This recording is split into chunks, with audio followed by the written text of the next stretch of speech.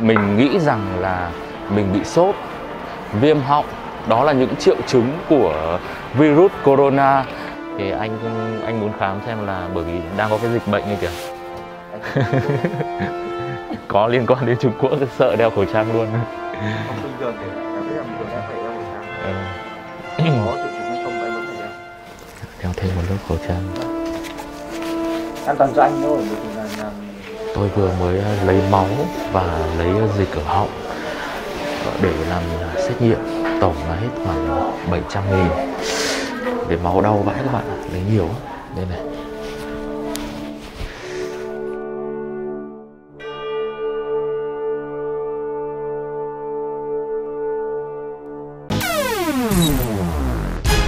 Xin chào các bạn, hiện nay thì Nam đang ở thành phố Cao Hùng của Đài Loan. Thú thực là lúc này sức khỏe của mình không được tốt cho lắm. Mình nghĩ rằng là mình bị sốt, viêm họng, đó là những triệu chứng của virus corona đến từ Vũ Hán, Trung Quốc đang hoành hành hiện nay và gây một cái nỗi ám ảnh cho không chỉ riêng Nam mà tất cả mọi người ở khắp nơi trên thế giới. Các bạn có thể thấy rằng là hầu như 99% những người ở thành phố Cao Hùng đều đang đeo khẩu trang. Và mình đã bị như này được 2 hôm rồi và đang tìm đủ mọi cái lý do là mình có thể lây bệnh từ đâu, nhiễm từ đâu. Thì có 2 cái lý do mà mình nghĩ rằng có khả năng. Thứ nhất là cái ngày đầu tiên mà Nam đến đây thì đã gặp một số anh em người Việt Nam, thì sau đó là đi ăn uống thì có sử dụng Coca rất là lạnh, thì mình nghĩ đó là một cái lý do. Xong rồi đến ngày hôm sau nữa thì Nam lại uống nước mía cũng lạnh, thì nó cũng là một cái lý do khiến cho mình có khả năng bị bệnh. Nếu mà bị như thế thì quá là may mắn, bởi vì là mình đã loại trừ được virus corona. Tuy nhiên khi mà mình tới cái ngôi chùa Phổ Quang San rất là đông người, có thể nói rằng là hàng ngàn người, lúc đó thì nhiều lúc mình cũng vô tình mình bỏ khẩu trang ra, thì đó cũng có thể là một trong những cái lý do khiến cho mình lây bệnh. Và thú thực các bạn là 3 ngày hôm nay thôi là trong người đã cảm thấy không khỏe, không ngủ được, nó cứ nóng lạnh, rất là khó chịu. Và cái chướng ngại vật tiếp theo của mình đó là liệu mà khi mà đi tới sân bay ở Việt Nam cũng như là ngay ở thành phố Cao Hùng thôi thì mình có bị giữ lại để làm những cái xét nghiệm không. Như thế thì nó sẽ ảnh hưởng rất là lớn tới cái kế hoạch của mình. Nói chung là đang rất là lo lắng, lo cái chuyện ảnh hưởng đến cuộc sống của mình đã đành, còn cái lo lắng hơn đó chính là thực sự nếu mà mình bị cái bệnh đó, bây giờ chẳng còn cách nào khác là phải đeo khẩu trang khi đi và ăn uống đủ chất, giữ sức khỏe. Đeo khẩu trang này là mình cũng tránh lây nhiễm cho cộng đồng. Đấy là cái suy nghĩ của mình lúc này thôi.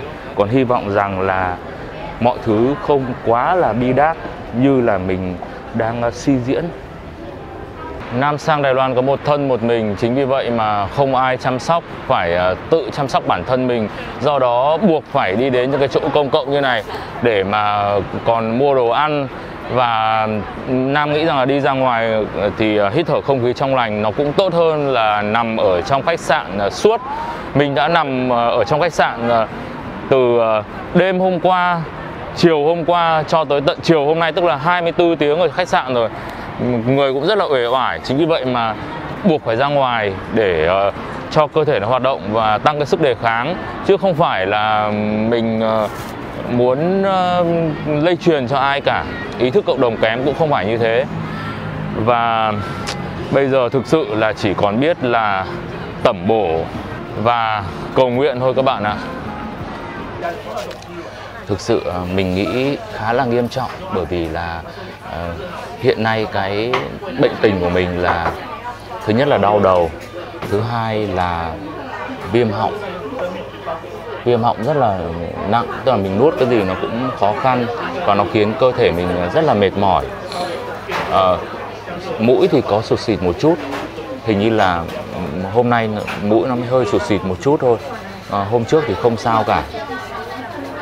Đó là triệu chứng của loại virus corona rồi còn gì nữa. Nhưng mà khi mà mình tìm hiểu thì nó vẫn có thể là một cái bệnh cúm thông thường. Khi mà mình bị viêm họng ấy, thì tức là cái sức đề kháng của mình nó đã đi xuống và bị kéo theo những cái bệnh mà chúng ta hay gặp phải. Đó là cái hy vọng thôi. Thôi bây giờ ăn đã, khi mà ăn thì phải bỏ khẩu trang ra. Trời càng về chiều thì mình càng cảm thấy như là cái cơn sốt nó tăng lên thì phải. Người bây giờ đang rất là khó chịu. Thực ra thì Đài Loan là một cái hòn đảo. Mọi người cứ nghĩ rằng là nó thuộc Trung Quốc nhưng mà nó cũng có một cái chế độ riêng, một nhà nước riêng. Chính vì vậy mà cũng không thể nói rằng là đây là Trung Quốc là vùng tâm dịch được. Tâm của cái dịch này là ở Vũ Hán, tận ở sâu trong đại lục cơ. Chính vì vậy mà rất nhiều bạn khi thấy mình ở Đài Loan thì cũng rất là lo lắng. Nhưng mà các bạn yên tâm, bởi vì Đài Loan là một đất nước phát triển hơn Trung Quốc rất là nhiều. Do đó mình cũng yên tâm. Và chính vì cái sự chủ quan rằng là yên tâm ở một đất nước phát triển nên tự nhiên lại bị bệnh này. Thực là bây giờ này, mắt là hơi lờ đờ rồi đấy. Trời chiều mà bình thường mắt mình rất là tinh, nhưng bây giờ là bị kiểu như quáng gà luôn.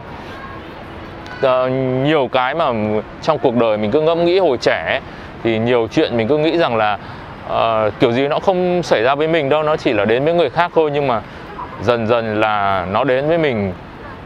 Chính vì vậy mà bây giờ không thể chủ quan được các bạn ạ. Trong bất kể một cái công việc gì hay là một cái gì không nên dửng dưng. Nếu mà chúng ta dửng dưng thì có ngày nó ập đến cho chính chúng ta đấy.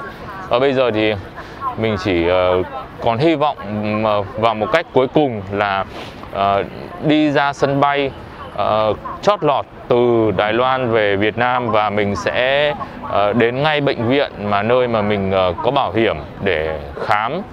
Hy vọng rằng là mọi thứ ổn.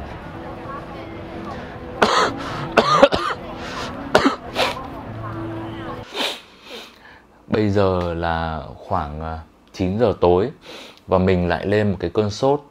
Tức là cổ họng là nó sưng tướng lên, ho liên tục. Cảm thấy người nó khó chịu, nó nóng chả nóng, lạnh chả lạnh, nó cứ dâm gian khó chịu. Và bây giờ mình càng lo sợ. Bây giờ thà là ngày mai tới sân bay Nội Bài và mình bị giữ lại ở Việt Nam, còn hơn là tới sân bay quốc tế Cao Hùng và bị người Đài Loan họ giữ lại rồi. Ôi dồi, như thế nghĩ thôi đã thấy phức tạp, đã thấy mệt mỏi rồi.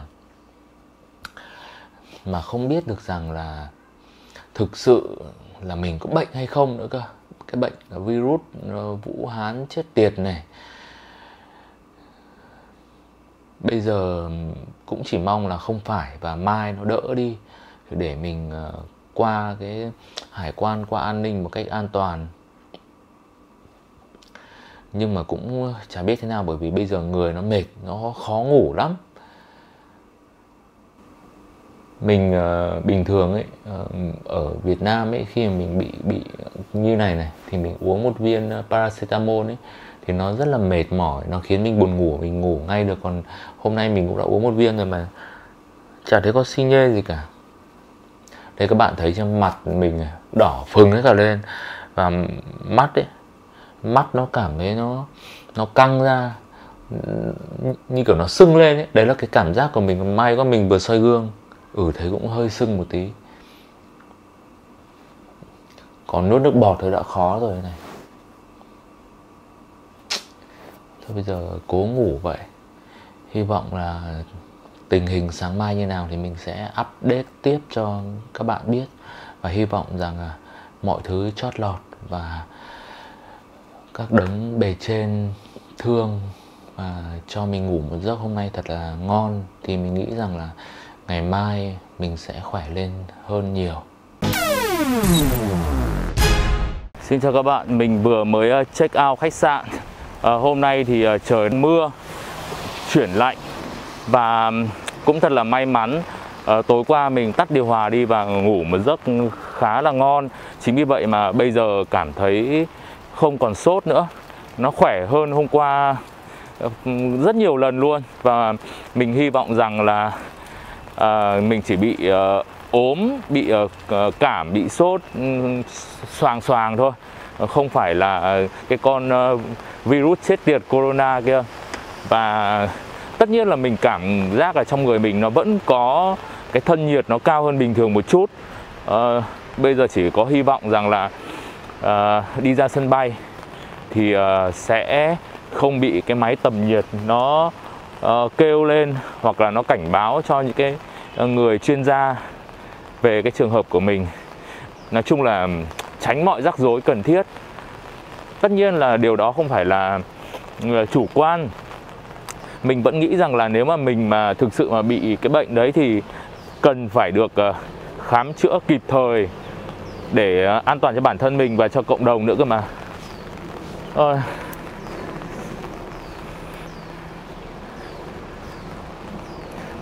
Cái tâm lý chung bây giờ là nhất là cái mùa này rất là dễ bị bệnh. Nó cứ nắng mưa nóng lạnh thất thường thì cứ bị cảm sốt phát là mọi người đều nghĩ rằng là có thể là cái con virus kia. Ai cũng sợ hết, ai cũng nghĩ đến tình huống xấu nhất, nên nó cũng gây ra một cái tâm lý nặng nề hơn.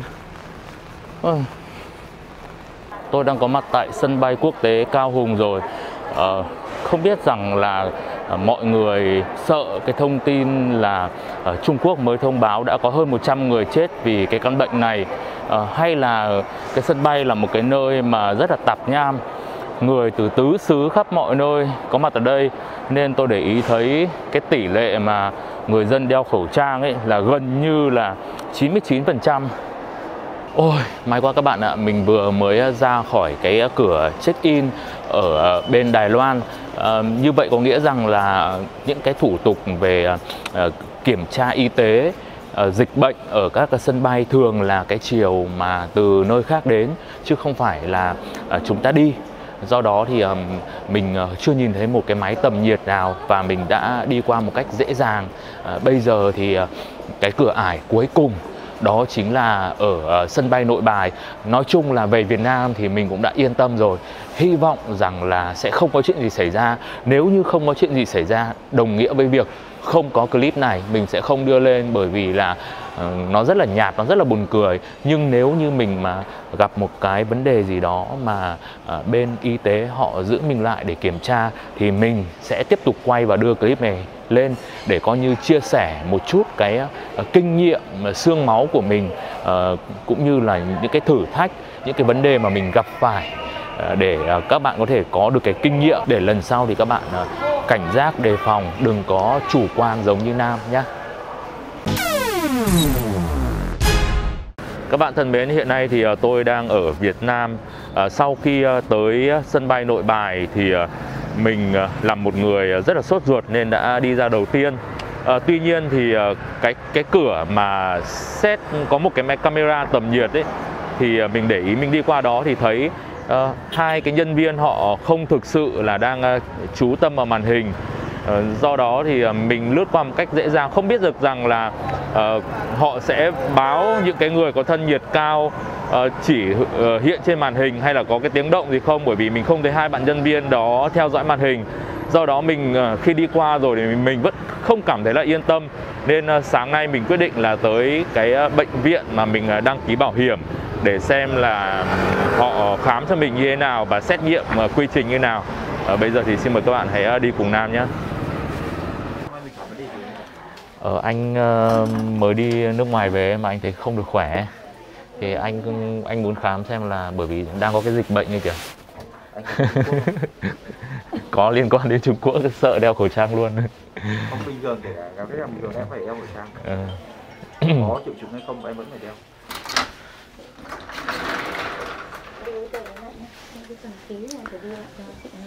Chào chị.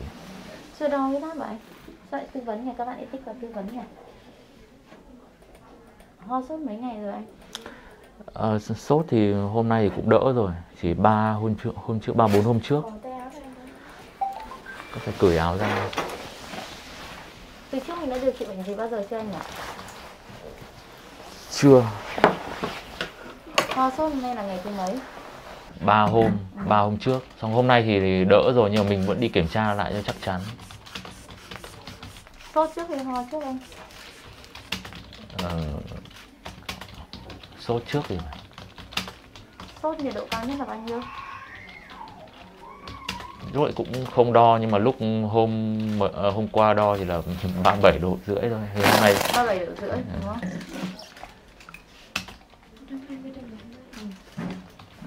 Sau đấy là anh có ho à? Sau sốt mới bắt đầu ho à? Ho thì không phải là ho theo ấy, mà mình nghĩ rằng là khi mà bị xoang ấy, nước mũi nó ấy xuống thì bắt đầu mới ho thôi, chứ không phải là ho suốt. Cảm giác có dịch chảy xuống họng gây Đúng ho rồi, thì gây ho. Huyết áp của anh có bình thường có không? tắc hạt mũi không anh? Không, nhưng mà tức là cái bị xoang mình bị kinh niên rồi. Ho có đờm không? Không đờm. Rồi. Có đau họng không anh? Bây giờ thì nuốt thì là bị đợi này, khó chịu này.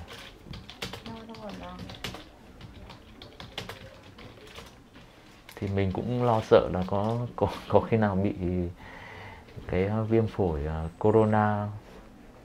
Anh có tiền sử tiếp xúc với người Trung Quốc không? Với người Đài Loan thôi thì có sao không? Có chứ. Người Đài Loan Bị lâu chưa anh? Cũng khoảng 5 ngày trước.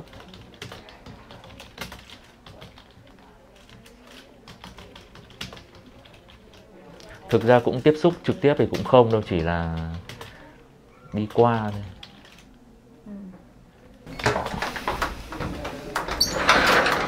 Đi gọi nhau nhé. Thế đau nhỉ?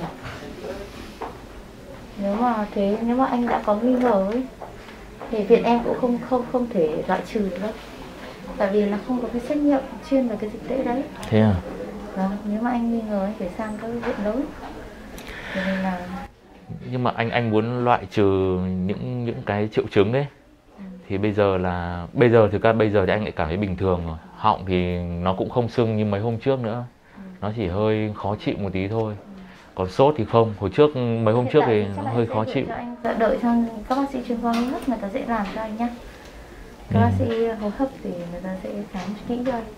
Đợi bác sĩ Thanh Tuấn nhá anh nhé. Anh đợi bác sĩ Thanh Tuấn thôi anh một lát. Thì bác sĩ sẽ khám cho anh. Thì bác sĩ chuyên hô hấp. Thì đợi đến mà 12 giờ bác sĩ sẽ khám. Bác đi ăn cơm trực 12 giờ bác sĩ khám. Khoảng 5-10 phút nhá. Người ta chuyên khoa người ta sẽ tư vấn, người ta làm cho anh mấy cái xét nghiệm loại trừ nhá, và có thể chụp phổi, có thể làm thêm mấy cái xét nghiệm nguyên nhân khác thì nguyên nhân khác. Nhưng mà soi tai mũi họng đến tầm này thì cũng không soi được. Đấy. Soi tai mũi họng tầm này cũng không soi được, tại vì sao? Vì giờ là 11:56 rồi.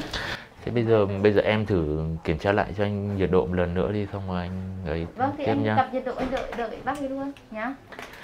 Còn nếu mà ví dụ nhiệt độ mà bình thường thì chắc là vẫn phải nên làm các xét nghiệm cơ bản chứ. Anh ngồi ngoài đợi cho anh với. Đợi. Mất đúng một buổi sáng. Bây giờ là hơn 12 giờ.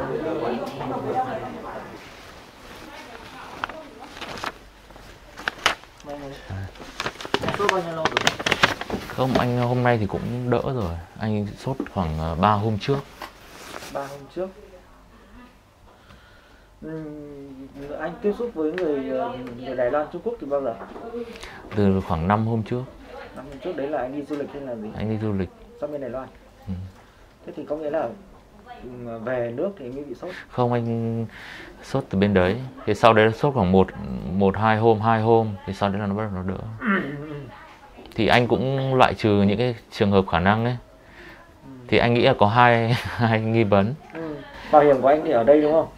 Anh đang có đủ tiêu chuẩn để cứ là nghi ngờ là mình có viêm phổi corona. Đương nhiên em không nghĩ anh có, nhưng mà mình đang ở thuộc cái diện nghi ngờ, cho nên em sẽ phải chuyển anh sang viện nhiệt đới trung ương nhá, để mình làm test cái đấy. Và đối với chúng em không làm được cái đấy. Theo Bộ Y tế thì thực ra chúng em làm được, nhưng theo Bộ Y tế thì phải làm kiểm tra tại đấy. Tức là tất cả những cái trường hợp nghi vấn là đều chuyển hết về bệnh viện nhiệt đới trung ương. Đúng. Bệnh viện nhiệt đới trung ương thì họ sẽ kiểm tra cho anh cái đấy nhá. Anh du lịch ở Đài Loan bao nhiêu lâu? Anh ở đấy khoảng 1 tuần. 1 tuần. sốt mấy ngày nhỉ? Anh sốt khoảng 2 ngày. 2 ngày bên đấy à? Ừ. Nhưng anh nghĩ là cũng có khả năng là do anh uống nước lạnh ấy, xong nó bị sưng họng. Nó rất là nhiều cái trường hợp sốt đấy ạ. Ví dụ như là cúm này, đang có dịch cúm nhé, đang dịch cúm, rồi là đang có cái rồi là sốt virus, rồi là viêm phổi vân vân. Tuy nhiên là mình có yếu tố nghi ngờ thì mình sẽ cần phải kiểm tra nhé. Trước mắt em sẽ vẫn phải kiểm tra cho anh về cái phổi ở đây nhé, một cái số xét nghiệm ở đây. Còn riêng cái nếu như mà nghi ngờ thì em sẽ phải chuyển anh sang bệnh viện nhiệt đới trung ương nhé.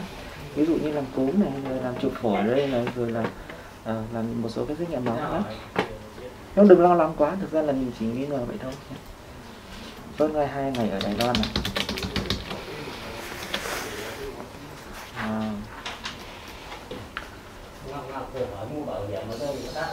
Sau đó về nước đúng không? Ừ. Sốt 3 ngày ở nhà đúng không? Không, ở nhà không sốt. Thì anh thấy như thế, với cả đang dịch thì anh cũng lo ấy, cũng muốn đi kiểm tra cho chắc. Du lịch là năm 1 tuần, xuất hiện sốt 2 ngày ở Đài Loan, sau đó về nước được 3 ngày đúng không?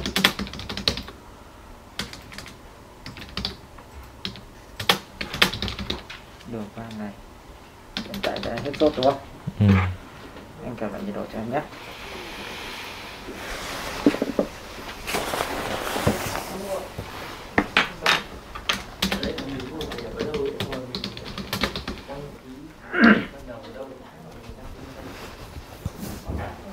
Anh không đau một con khá khỏi gì đâu đúng không? Không, chỉ hiện nay họng thì nó vẫn còn hơi sưng sưng một chút, và nuốt kiểu nó có hơi khó ấy. Thế anh lúc mà qua kiểm soát sân bay không bị sốt à? Thì qua lại không sao. Thì nhưng mà anh thấy lúc đấy nhân viên họ làm họ cũng không có chuyên nghiệp ấy, thì anh cũng thêm một phát nữa cho chắc, đi khám luôn cho chắc. Cái đấy nó chỉ là sàng lọc thôi nhỉ? Ừ. Theo em thì anh chụp luôn cái CT ngực đi nhé. Làm xong hết những cái đấy chắc hết cả một ngày à? Cái này em chậm cấp cứu trước khoảng 1 tiếng thôi, không có làm gì đến 1 ngày anh. Của anh sẽ hết khoảng 1,2 triệu nhé. Ừ, lại không mang đủ tiền. Thế thì em sẽ chụp cho anh cái X quang thôi. Hết khoảng gần 700 một chút, 700 được không anh? Ừ.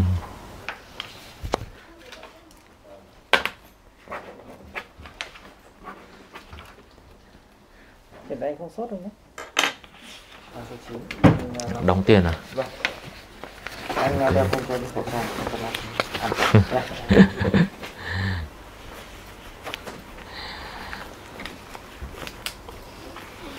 Đeo thêm một lớp khẩu trang. Vâng. An toàn cho anh thôi, bởi vì là nuôi vi khuẩn bệnh viện này nó bội nhiễm vào, không? Không có cái mũi phần mũi thế này, nó dễ bị hít phải các vi khuẩn sát vào. Ok. Đấy, nhá. Tôi vừa mới lấy máu và lấy dịch ở họng để làm xét nghiệm, tổng là hết khoảng 700.000. Để máu đau vãi các bạn ạ, lấy nhiều đây này. Mất cả buổi sáng rồi đấy, định mất thêm buổi chiều nữa, bực hết cả mình. Cái này thằng nào ngại đi đến bệnh viện mà phải. Ôi, rồi cuối cùng thì cũng đã có kết quả mà chụp phim X quang. Bây giờ thì mình sẽ xuống để nghe bác sĩ chuẩn đoán kết luận lần cuối cùng dựa trên X quang này, máu này và chất dịch nhầy ở cổ họng. Quá mệt mỏi. Anh có yếu tố nguy cơ, tuy nhiên là cái ở vùng Đài Loan nó lại không phải là cái vùng lây nhiễm gốc của bệnh, và nó cũng giống như Việt Nam thôi, cho nên là cái việc mà cách ly rồi là các thứ ấy, thì chỉ thực hiện theo cái quy định của Bộ Y tế, thì chỉ thực hiện ở những cái vùng dịch ví dụ như là Vũ Hán, Trung Quốc, Trung Quốc ấy, tức là Trung Quốc là anh trở về là anh sẽ phải cách ly rồi là thực hiện theo đúng như thế. Còn nếu như mà anh từ Đài Loan trở về thì nó giống tương đương như anh ở Sài Gòn đổ ra thôi nhá, thì sẽ không có cái tiêu chuẩn như thế. Và hiện tại tuy nhiên anh vẫn phải tự theo dõi tại nhà theo đúng cái hướng dẫn của Bộ Y tế là anh phải tự theo dõi tại nhà bằng cách cảnh nhiệt độ.